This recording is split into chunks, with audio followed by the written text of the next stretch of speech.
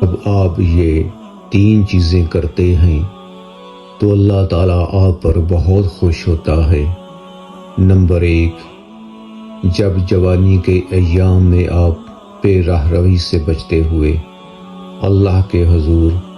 توبہ کرتے ہیں تو آپ کی جوانی کی یہ توبہ اللہ کو بہت پسند ہوتی ہے۔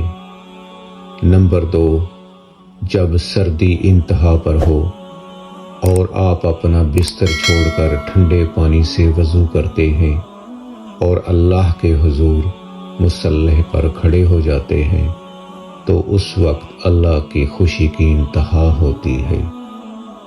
اور نمبر 3، جب گرمی انتہا پر ہوتی ہے اور ہر طرف آگ برس رہی ہوتی ہے اور آپ اللہ کے حکم کو بجا لاتے ہوئے